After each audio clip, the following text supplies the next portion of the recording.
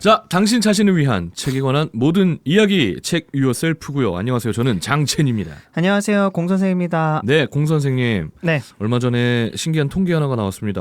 뭔가요? 2022년 기준으로요. 예술인들의 평균 수익이 700만 원이라는 통계가 나왔어요. 월 700만 원. 아니죠. 그러면 1년에. 연 700? 네. 진짜요? 월 700이면 진짜 잘 먹고 잘 사는 그러니까. 거잖아요. 근데 잘 버는 사람들 많잖아요. 그렇죠. 근데 네. 그런 것들을 다 통계를 냈더니 평균? 700만 원 가량이 나오더라. 음. 그만큼 근데 자기가 또 하고 싶은 일을 하면서 산다는 게 그렇게 쉬운 일이 아니다라는 걸 좀 단적으로 보여주는 예라고 할 수 있겠죠. 네. 그만큼 좋아한다는 거를 이렇게 마음 편히 할 수 있는 게 참 어려운 일인데 네. 여러분들 책 읽는 거 좋아하시죠? 저희 덕분에 이렇게 어렵게 하지 않으셔도 됩니다. 여러분들이 좋아하는 그 책 저희가 다 읽어주고요. 또 이야기도 많이 나눠드리기 때문에 여러분들은 저희만 믿고 따라오시면 되겠습니다. 자. 이 얘기를 하려고 700만 원을 가지고 온 거예요? 아, 네. 쉽지 않다. 무슨 상관인 거죠? 뭐 상관이 만들면 다 있겠죠. 결론 내드렸지 않았습니까? 여러분들 그렇게 좋아하는 책 저희가 네. 대신 읽어드리고 하니까 마음 편히 좋아하는 일 마음껏 하시면서 살면 된다. 이렇게 논리를 만든 거잖아요. 어떻게 보면. 그렇죠. 오늘 네. 제가 소개해드릴 책의 종의 기원이라는 소설인데 소설이에요? 네, 소설이에요. 이 주인공이 사이코패스입니다. 재밌네요. 그 사이코패스의 특징이 이제 논리를 자기의 마음대로 만드는 특징이 있다고 해요.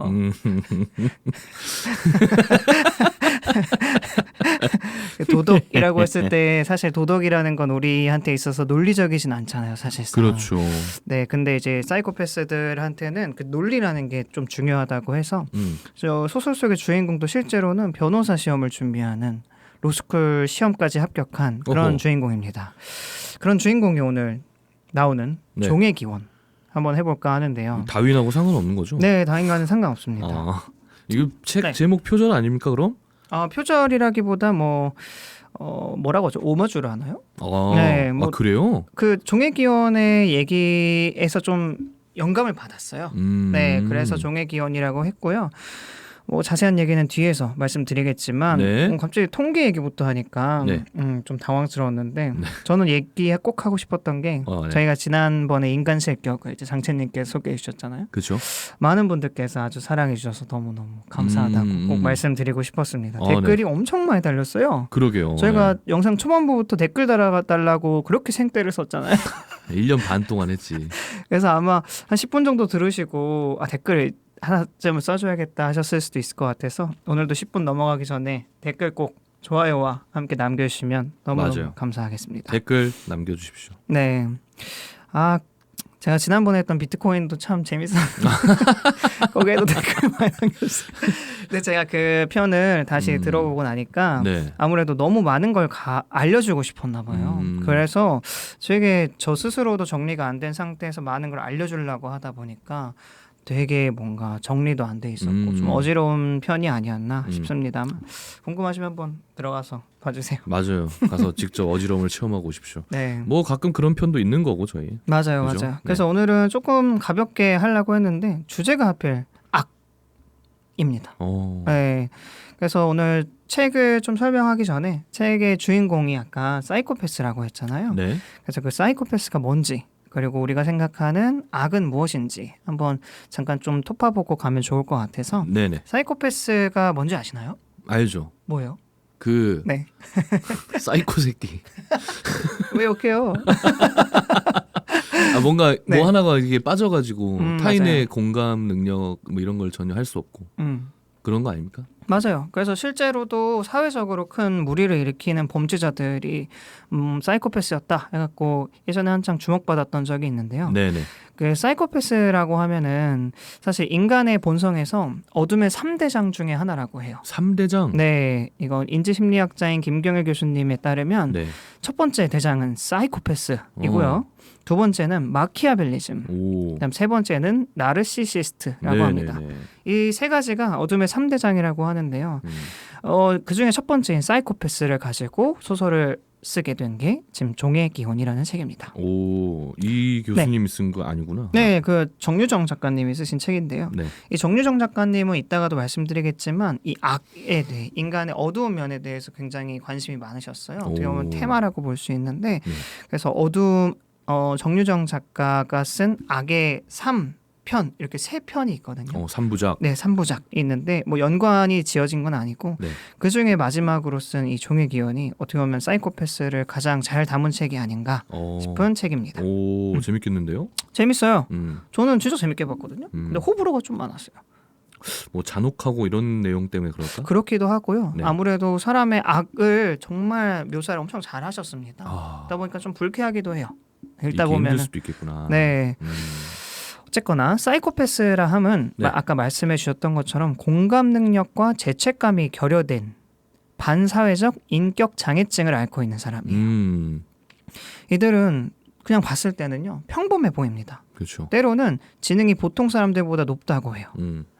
근데 이 사이코패스가 되기 위해서는 선천적으로 인격에 문제가 있는 사람도 있고 혹은 후천적으로 어떤 이유 때문에 이 악의 영역에 들어간 존재가 있다고 하는데요. 이게 후천적으로도 발현이 됩니까? 맞아요. 그래서 오. 보통 뭐라고 해야 되죠? 그 논문에서는 6대 2대 2라고 봐요. 오. 네, 60%가 선천적이고요. 네. 20%는 후천적이고 네. 20%는 모른대요 아직. 모른다? 네. 아, 얘네가 왜 이렇게 됐는지? 맞아요. 오. 이게 선천적인지 후천적인지 모르는 경우가 20% 정도 된다고 하네요. 네. 그렇군요. 그러다가 보니까 이 악이라고 하는 이 네. 악인들이잖아요. 어떻게 보면 사람들이니까 네. 이 사람들에 대해서 계속 이렇게 연구를 하고 이렇게 좀 찾아보다 보니까 네. 재밌는 걸 발견했는데요. 네. 이거는 뭐 책과 상관없지만 네. 네. 악인들을 끌어들이는 사람들이 있다고 해요. 네. 오. 주변에 악인이 많은 사람들. 호호. 이거는 뭔가 책과 별개로 여러분들과 나눠보면 좋을 것 같아서 한번 준비를 해봤습니다. 네네. 네, 첫 번째는 좀 뻔한 얘기이기도 한데요. 네. 외로운 사람. 외로운 사람. 그치? 좀 그런 것 같죠, 그렇죠? 맞아. 어린 시절에 외로움이 강하고 길었던 경우에 사람들을 많이 만나보지 않아서 어떤 사람이 내게 다가왔을 때 이 사람이 떠나고 새로운 사람이 올 거라는 상상을 못한대요. 그래서 이 사람이 왔을 때 떠내보내기 싫은 거예요. 그러다 보니까 이 사람이 악인이었을 때 그 사람에게 피해를 입는 경우가 많다고 합니다. 네, 보통 이제 20대 초반이나 뭐 이런 사람들한테 많이 보인다고 하고요. 그런 네. 피해자가 많다고 하고요. 두 번째도 비슷한데요. 네. 악인을 필요로 하는 사람들이 있대요. 필요로. 네. 이건 좀 웃기는 얘기긴 한데 네. 예를 들어서 엄청 나쁜 상사가 있다고 봐요. 네. 너무 진짜 나한테 못되게 굴기도 하고 개인적으로 사적으로도 날 괴롭히는데 이 사람을 계속 필요로 한다고 해요. 왜냐하면 그 상사의 능력 때문에. 보통 20대, 30대인 사람들은 사회적 경험이 많지 않아서 그 능력이 어떻게 보면 자연스럽게 쌓이는 거고 시간이 지나면 다 얻게 되는 능력인데 조급하다 보니까 그 능력에 기대게 되는 거죠. 그러다 보니까 떠나야 하는데 이런 나쁜 상사 밑을 떠나지 못한다고 해요. 그런 사람들도 많이 봤습니다. 네.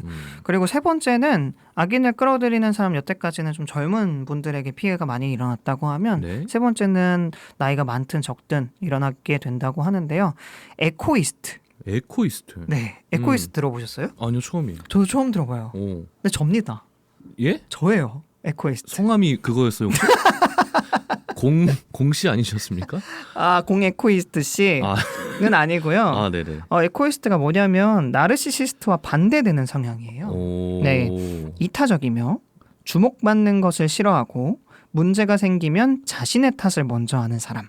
오. 남에게 피해 주는 것이 싫어서 항상 무슨 일이 생기면 내가 부족해서 그런 거야 라고 생각하는 사람들이 이제 이 악인들의 표적이 되기 쉽다. 물러오는구나. 네, 물어오는 거예요. 나르시시스트 같은 사람들, 굉장히 뭔가 자기 중심적인 사람들이 그쵸. 딱 이 사람들을 보면 가스레이팅하기 좋죠. 그니까. 네. 그 에코이스트인지 체크하는 체크리스트가 있는데요. 그런 게 있습니까? 네, 한번 해보시겠어요? 그러게. 제가 읽어봐 드릴게요. 네네네. 주목받는 것을 싫어하한다. 아니죠. 저도 그렇습니다. 저번 시간에 확실히 짚고 넘어갔죠, 우리? 문제가 발생하면 내 탓부터 한다. 저 반반입니다. 전 접니다. 유독 자기 자신에게 엄격하다. 그렇진 않은 것 같아요. 전 접니다. 아하. 남에게 패 끼치는 걸 싫어한다. 싫어하죠, 난. 접니다. 네. 타인과의 갈등을 회피한다. 네, 회피하려고 하죠. 접니다. 어허. 네, 생색 낼 줄 모른다. 저 좀 잘 냅니다. 네, 그런 것 같아요. 저는 못 내요. 경쟁을 싫어한다. 좋아하죠? 아, 저 싫어합니다. 네. 눈치가 빠르다. 빠른 편이라고 그렇죠. 생각합니다. 저도 저는. 그렇고요. 네. 확신이 없는 표현을 사용한다. 그렇지 않습니다. 저는 그렇습니다.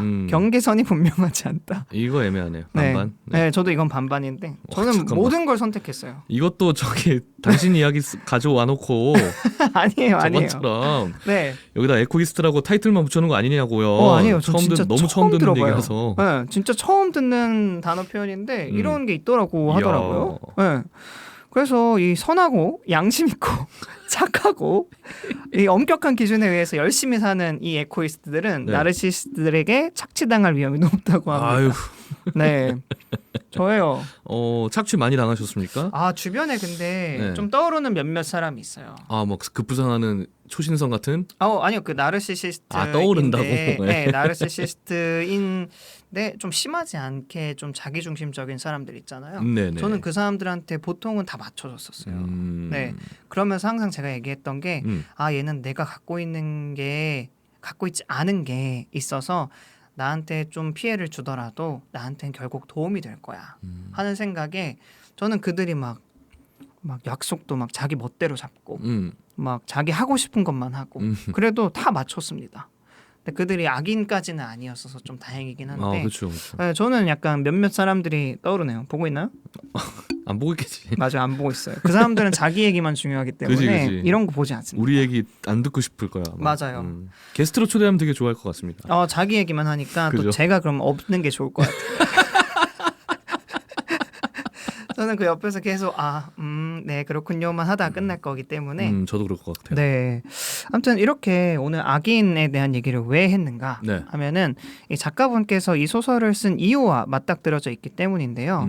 아까 처음 말씀드렸다시피 소설은 호불호가 심하다 했잖아요. 그죠. 불호인 사람들은 이 악을 마주보는 게 좀 싫다. 내가 왜 뭐랄까 문학 작품을 읽으면서까지 불쾌해야 하는가?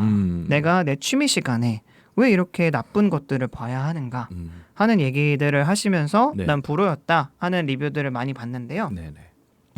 작가분께서는 악인을 알아야 한다라고 얘기를 해요. 아하. 네, 모든 사람들이 불편한 것을 외면하는 심리가 있지만 그죠. 예를 들어서 뭐 자기 기만과 자기 합리화 같은 게 있지만 이해해야 하는 게 필요하다고 말해요. 네, 그래서 인지하고 인식하는 거.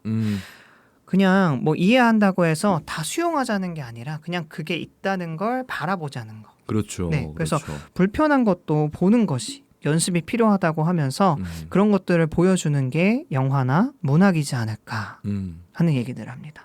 경계심을 좀 더 그렇기 때문에 이 소설을 쓰셨다고 해요. 네, 그거 말고도 우리가 악인을 알아야 하는 이유 같은 것도 사실 진짜 소중한 사람을 알기 위해선 악인을 알아야 하는 것 같아요. 그렇지 않나요? 뭔가 지켜주기 위해서라든지 네. 아니면 혹시나 내가 그런 모습을 보일 수도 있기 때문에 내 스스로를 경계하기 위한 도구라든지 뭐 여러 가지 이유가 있을 수 있겠네요. 맞아요. 그래서 악을 이해하지 못하면 사실 대처할 수가 없잖아요. 네. 그래서 밝은 것만 강조하는 사회는 자기 자신을 속이는 사회라고 합니다. 아하. 네. 그래서 진짜 이런 어두운 그림자의 세계를 입문을 해야지 진정한 자기 인식이 오히려 가능하다고 하고 네. 그러면서 나에게 있을 그림자를 또 인식하고 받아들일 수 있다고 해요. 그렇죠. 그림자.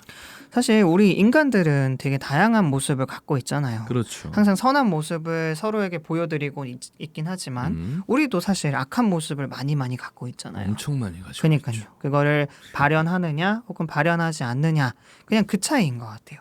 그러다 보니까 우리한테도 그런 그림자가 없다고 생각하지 말고 그 악인으로 하여금 우리의 모습을 비춰볼 수 있으면서 우리가 이제 그림자를 없애야겠다가 아니라 그림자를 그럼 우리는 어떻게 하면 같이 함께 할 수 있는가 공존할 수 있는가를 알아보면 참 좋지 않을까. 그렇죠. 네. 그림자 얘기 나오니까 네. 심리학에서 그림자를 뭐라고 표현하냐면 보통 우리 MBTI 있으면은 나랑 네. 반대되는 그 EI 이런 게 다 있잖아요. 네네네. 그 반대편을 항상 그림자라고 얘기하거든요. 그래서 그런 면이 없는 게 아니고 분명히 있는데 네. 뭐 나에게 표면적으로 두드러진 성향이 뭐 여기에 나타나는 E인 거고 오히려 이 반대 성향을 알아야 진짜 나를 알 수 있는 거다라는 이야기를 할 때 그림자라는 표현을 많이 써요. 근데 마찬가지로 뭐 밝은 면이 있으면은 어두운 면도 분명히 존재한다는 걸 알아야 음. 또 나를 이해하는 데 더 도움이 되지 않을까라는 생각이 들어서 오늘 제 기대가 됩니다. 맞아요. 네. 생각보다 사람들은 이분법적이지 않잖아요. 흑과 백으로 나눠져 있지 않고 그 가운데 있는 회색에도 조금 진한 회색도 연한 회색에도 되게 스펙트럼으로 존재하는데 그렇죠. 단순히 흑과 백 이분법적으로 분류하다 보면 뭐라 하는 건 아니지만 뭐 이렇게 악한 얘기들이 좀 불편하다고 느낄 수는 있을 것 같다는 생각은 들긴 했습니다. 네네네. 그래서 처음엔 이렇게 사이코패스를 한번 소개를 해드려 봤고요. 네. 그 다음에 이제 저도 작가님에 대해서 한번 얘기를 해볼까 합니다. 네. 네. 소설을 좀 읽다 보니까 작가님에 대해서 좀 궁금해졌었어요. 그래서 작가님이 하신 인터뷰를 한 4-5개 정도 찾아봤고 네. 작가님께서 하시는 말씀들을 정리해서 한번 말씀드려볼게요. 네.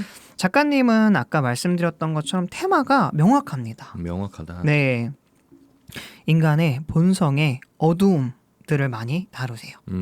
그래서 물어봐요. 왜 이렇게 악에 대해 집착을 하는지.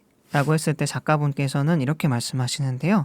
해밍웨이는 죽음에 맞닥뜨린 인간에 대해서 쓴다고 해요. 노인과 바다가 그랬죠. 그렇죠? 그 디킨즈라는 소설가도 아버지를 찾아 헤매는 이야기를 테마로 잡아서 그것과 연관된 얘기들을 계속 이렇게 써나간다고 해요. 뭐 이야기하는 방식과 뭐 장소와 인물은 다르겠지만 아하. 결론적으로 이렇게 테마가 명확한 게 작가들의 특징이라고 봐요. 그래서 본인도 자신의 작가가 인간의 어두움을 찾아보는 그런 테마라고 얘기를 해주시면서 자기가 관심을 가지고 있는 테마는 인간 본성의 어두움도 있지만 자유의지 뭐 이런 것들에도 관심이 있다고 해요. 그래서 이 본성의 어두움에 대해서 설명을 하실 때 작가가 봤을 때는 마음속에는 2가지 면이 있다고 봐요. 한 가지는 막 햇빛이 막 따뜻하게 들고 있는 뭔가 그런 따뜻한 느낌의 마음과 네. 다른 한 가지는 빛 한 줄기 들지 않는 어두운 숲속 이런 2가지 면이 있는데요. 네. 그 숲에는 충동, 욕망, 질투, 시기와 같이 우리가 사회적으로 봤을 때 좀 뭔가 억눌러야 한다고 보는 것들이 담겨 있다고 보는데요. 그렇죠. 이를 뭔가 야수의 느낌으로 비유를 합니다. 근데 사람들은 외부에서 어떤 자극이 왔을 때 이 어두운 곳에서 본성이 발현된다고 봐요. 뭐 예를 들어서 우리가 뭐 운전을 잘 할 때는 뭐 상관이 없지만 우리가 진짜 가다가 누군가를 쳤어. 근데 주변에 보는 사람 아무도 없고요. 어허. 증거 남을 것도 아무도 없고요. 오. CCTV가 없는 아주 한적한 국도입니다. 그랬을 때 우리는 어떤 선택을 할까요? 저는 이야기하지 않겠습니다. 여러분들은 어떤 선택을 하실 건가요? 사실 이렇게 외부에서 자극이 왔을 때 어두운 곳에서 본성이 나타나게 되는데 이 순간을 점화의 순간이라고 표현을 하세요. 그래서 정유정 작가님의 소설은 대부분 여기서 출발한다고 합니다. 아. 네, 이 점화의 순간부터 시작이 돼서 네. 어떻게 보면 이 악의 끝은 결국 벼랑의 끝일 텐데요. 그 벼랑 끝으로 가는 그 얘기들을 계속 서술하고 묘사하세요. 그러면서 우리도 벼랑 끝으로 가지 않을 거라는 확신은 없다. 그렇죠. 네, 그래서 벼랑 끝으로 가는 사람들을 추적해서 어떻게 되는가, 그리고 그들이 어떻게 끝을 맺게 되는가, 이것들을 보여주고 싶다고 얘기를 하셨습니다. 어허. 그래서 정유정의 악의 3부작이라고 불리는 3가지 작품이 있는데요. 네. 이 작품들 말고도 유명한 여러 작품들이 많지만 네. 유명한 건 7년의 밤, 이거 들어봤어요. 영화로도 나왔더라고요. 네. 맞아. 그리고 28, 그리고 마지막인 종의 기원, 이렇게 3가지가 있는데요. 7년의 밤이나 28에서는 주인공이 뭐 사이코패스까지는 아니었대요. 근데 종의 기원에서 주인공이 진짜 사이코패스라고 합니다. 아하. 뭐 그렇다고 해서 뭐 이 사람들이 별종이냐 뭐 이런 모습을 보여주고 있지는 않아요. 굉장히 전 종의 기원만 봤지만 종의 기원에서는 이 한유진이라는 이 주인공이 한유진이군요. 네, 오케이. 크게 우리랑 다르지 않아요. 네. 그래서 막 이렇게 종의 기원 읽다 보면은 이 사이코패스의 자기 변론서 같은 느낌의 책이에요. 네, 내가 왜 사이코패스가 됐냐면 그리고 이게 내가 사이코패스라서 그런 게 아니라 그러니까 나의 얘기를 한번 들어봐봐 하면서 이 자기 변론서 같은 얘기를 하는데 누군가는 그게 좀 불편한 것 같아요. 네, 어쨌거나 사이코패스 아니야? 그렇죠. 내가 이런 범죄자 얘기를 왜 들어야 되지? 하는 생각도 있을 수도 있을 것 같아요. 이런 자기를 변론하는 이런 그 파트나 구소리를 이런 게 네. 굉장한 조사나 그런 뭐라 해야 될까요? 이입이 없으면은 불가능하잖아요. 맞아요. 이런 부분 되게 재밌을 것 같은데. 나는. 되게 재밌어요. 그리고 이 그런 파트가 있는 게 아니라요. 네. 이 책은 1인칭 시점이에요. 아 그래요. 네, 유진의 딱 자기의 시선으로 모든 것을 관찰하고 모든 것을 묘사하는데요. 그 묘사가 진짜 약간 소름 끼칠 정도로 이게 보통 사람과는 다릅니다. 네. 그리고 실제로 이 책을 쓰시기 전에 네. 프로파일러 분이라고 하시죠. 그리고 범죄 심리학자 뭐 이렇게 되게 많은 분들과 뭐 얘기도 많이 나누고 실제 과학적, 논리적 이런 고증이라고 해야 되나요? 것들을 되게 많이 받으셨다고 해요. 그래서 실제로 이 책을 가지고 네. 그 프로파일러 혹은 범죄 수사자 수사관들한테 읽히게 한다고 해요. 이게 뭐 완벽히 서술했다까지는 아니지만 네. 그 사이코패스의 심리를 알기 위해선 이 책을 읽어보는 게 좋을 것 같다 하고 실제로 학생들이나 수사관들한테 많이 읽게끔 한다고 합니다. 기존에 나와 있던 자료들보다는 훨씬 더 양질의 네. 뭔가 뭐 많은 걸 모아놓은 그런 자료의 느낌이 들 것 같네요. 그리고 아무래도 논문이나 연구에서는 네. 조금 중립적으로 표현을 하다 보니까 되게 어떻게 보면 해결책이나 뭐 원인 정도에 많이 그쳐져 있다면 네. 이 작품에서는 그것들을 품고 있는 주인공이 행동하는 모습들을 보게 되니까 이제 아무래도 더 이해하기가 쉬웠나 봐요. 그리고 또 재밌는 건 네. 종의 기원이라는 제목 아까 뭐랄까 이렇게 딱 지적해 주신 것처럼 네. 찰스 다인의 종의 기원이랑은 사실 내용의 연관성은 없지만 네. 그 종의 기원에서 이런 얘기가 있대요. 매와 비둘기의 얘기. 매 앤드 비둘기?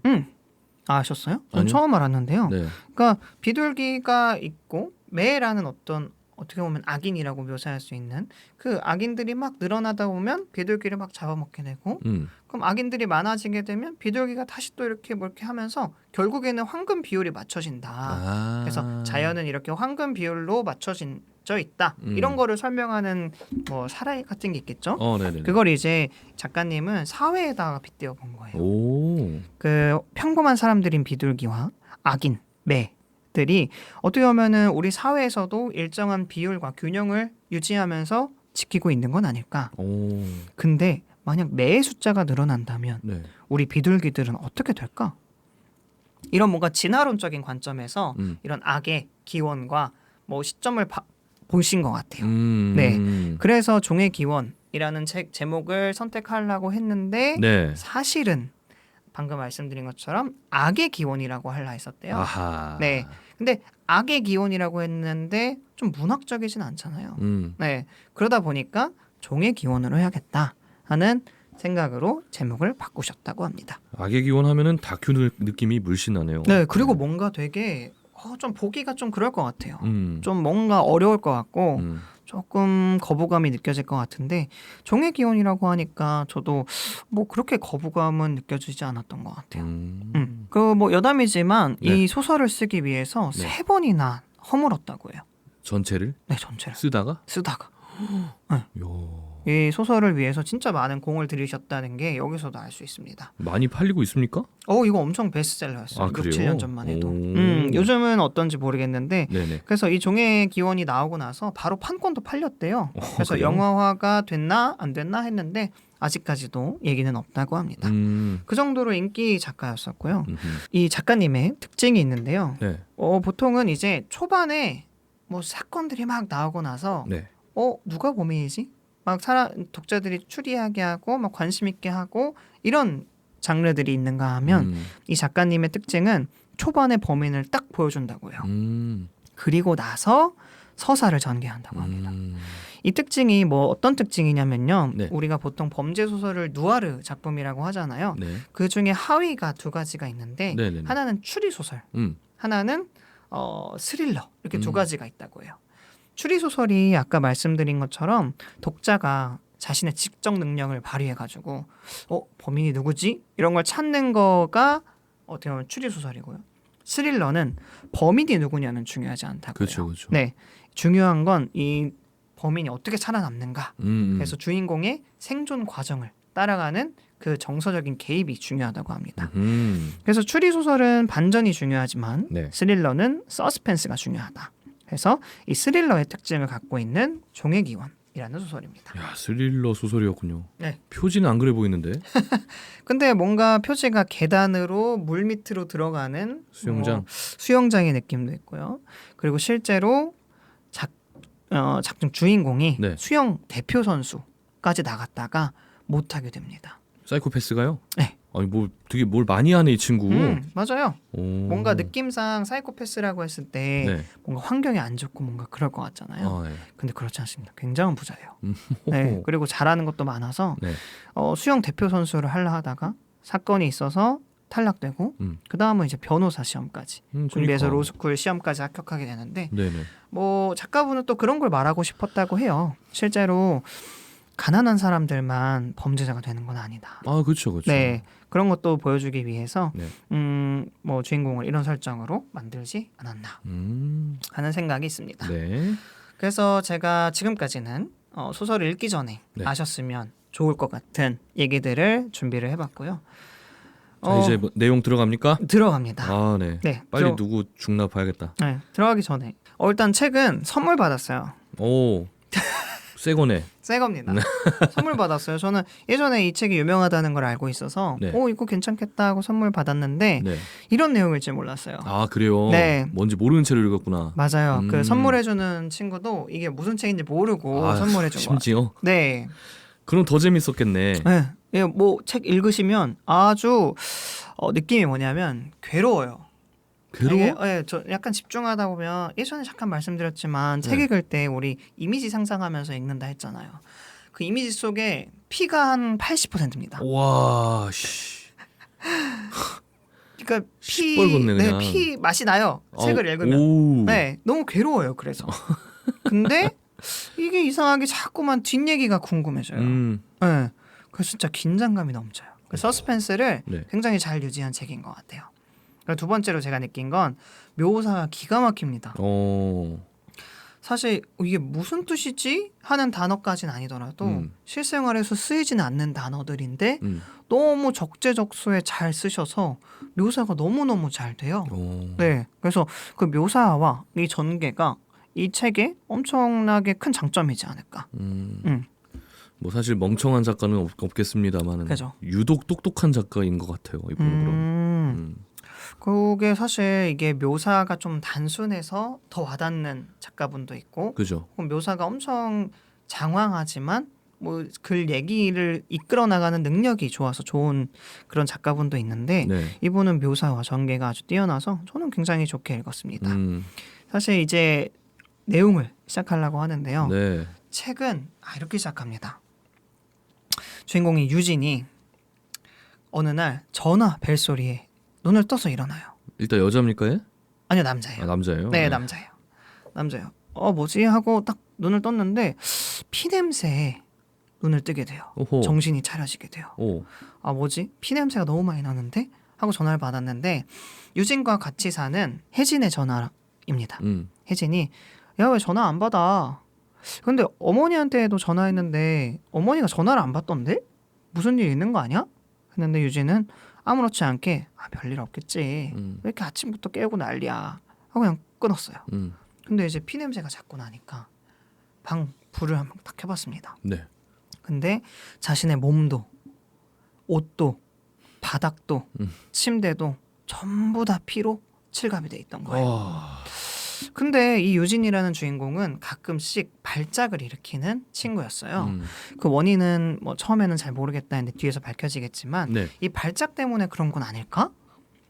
나는 어제 분명히 집에 들어왔고 집에 들어와서 잔 거 같은데 그 사이에 기억은 사실 나지 않아요. 나지 않는데 잤을 거야. 내가 아마 발작 때문에 그런 거겠지? 했는데 계속 이상한 불안감이 엄습을 합니다.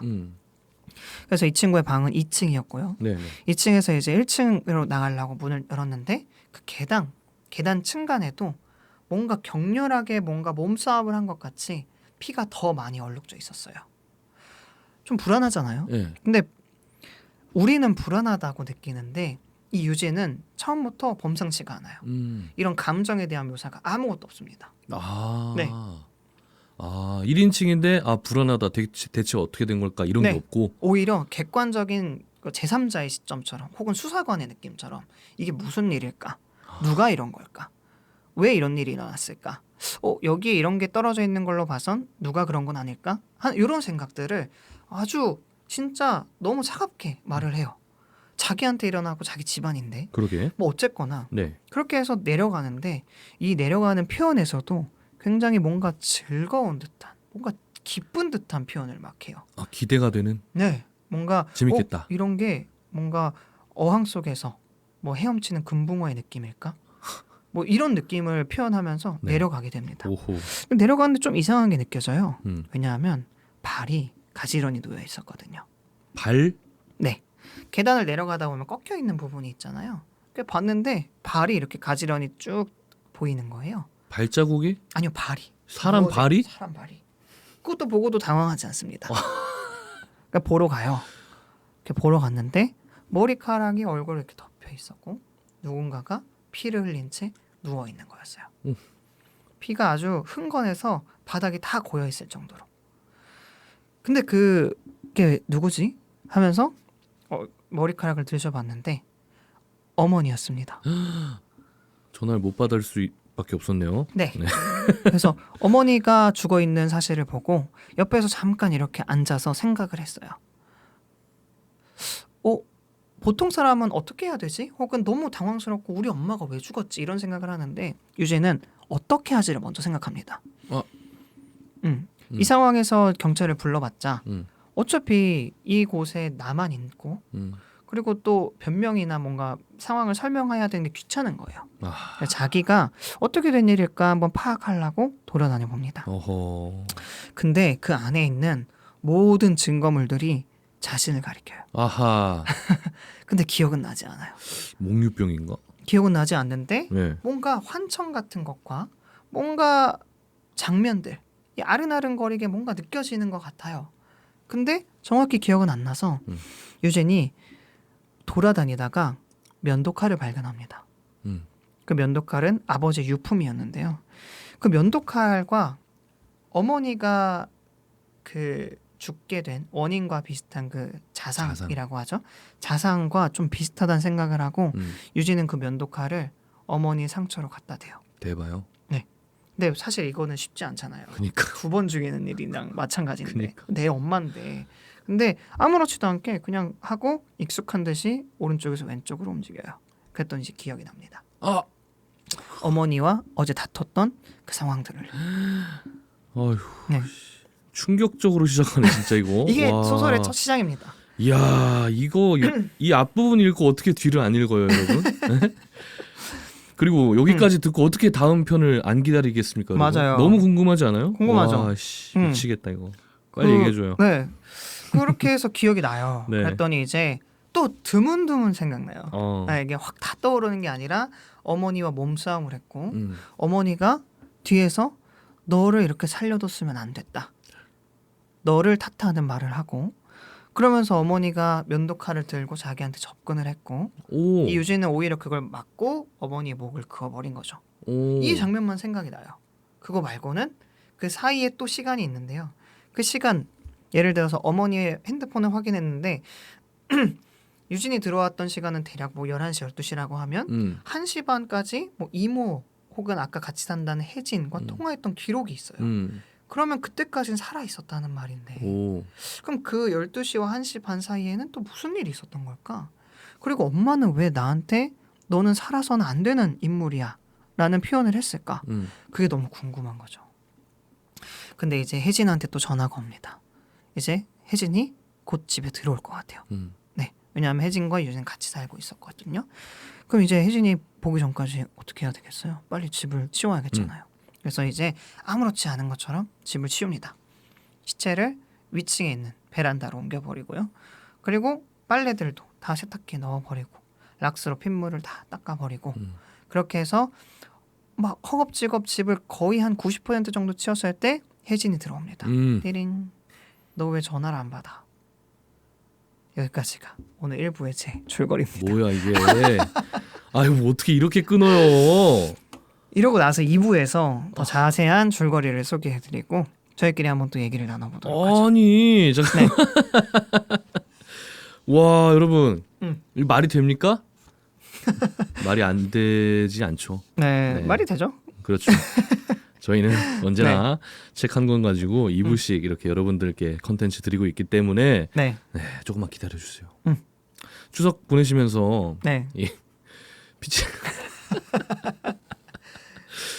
그 네. 집안과 그 피투성이가 된 그 광경들을 한번 상상해 보시는 거 너무 괜찮을 것 같습니다. 네. 존속살인. 아니 그런 거 네. 얘기하지 말고. 네. 와 충격적이네 진짜. 되게 그 이 서스펜스가 너무 재밌어가지고 네. 저는 1부부터 거의 한 일주일도 안 돼서 책을 다 읽어버린 것 같은데. 이야. 여러분들도 일주일 금방 갑니다. 맞아요, 2부 맞아요. 지켜봐 주세요. 못 기다리시겠으면은 저희 뭐 저번에 이제 촬영했던 네. 올려드렸던 영상 진짜 많으니까 맞아요. 네, 가서 한 번씩 또 정주행 한 번씩 해주시는 거 나쁘지 않죠? 네. 명절에 또 차량 이동하다 보면은 엄청 오래 걸리고 그럴 수도 있으니까 잠깐만 이거 명절에 올라갑니까 저희? 명절에 딱 올라가지 않나요? 명절 지나고인가? 이번 이번 주 주에 토요일이 그 인간식의 2부 올라가니까 아 다음 주에 그렇네. 딱 이게 올라가네. 아 명절 끝나고군요. 음. 즐거운 명절 보내셨습니까 여러분? 음. 네 명절도 끝났으니까 피칠갑한 거 이런 거 떠올리시면서 또 이제 일상으로 복귀해 주시기 바라겠습니다. 네. 어떻게 들으셨나요? 1부까지? 너무 재밌다라는 표현이 이게 맞나 모르겠는데 네. 완전 빠져들었고 음. 이거 영화로 만들면 진짜 괜찮은 맞아요. 연출 이런 거 되게 많이 나올 것 같아. 그래서 기대가 되네. 막 플래시백 되는 장면 계속 나오고 네. 이렇게 딱 충격적인 광경을 마주하면서 이제 고딕체 글씨로 딱 종의 기원 쾅 바뀌고 갑자기 고딕이요? 네. 네. 혜진이 띵동 하면서 이렇게 하고 딱 영화가 이제 바로 음. 장면 전환이 되는 네. 약간 그런 연출 지금 머릿속에 떠오르고 있습니다. 좀 비슷한 영화가 사실 이미 있어요. 아, 살인자의 기억법 어? 아시죠? 네. 김영하 작가님. 네. 그것도 살인자인 주인공이 치매인가? 뭐 아무튼 기억을 잃는 그런 병이 걸렸거든요. 설경구잖아요. 그죠? 설경구님인가요? 네, 뭐 그럴 그랬던 거예요. 것 같은데. 네. 네. 그래서 이제 기억을 찾아가면서 자신이 살해했던 과정들을 떠올리게 되는 뭐 그런 영화로 알고 있어요. 네네네. 네. 그런 느낌과 좀 비슷하긴 하죠. 네, 그러면 저희 책 유어셀프 정유정 작가님의 종의 기원 1부는 여기까지 하도록 하겠고요. 네. 다음 주 내용 진짜 너무 기다려집니다. 조금만 기다려 주십시오. 저희 금방 돌아오겠습니다. 다음 주 2부로 계속 하겠습니다. 안녕히 계세요. 다음 주에 봬요.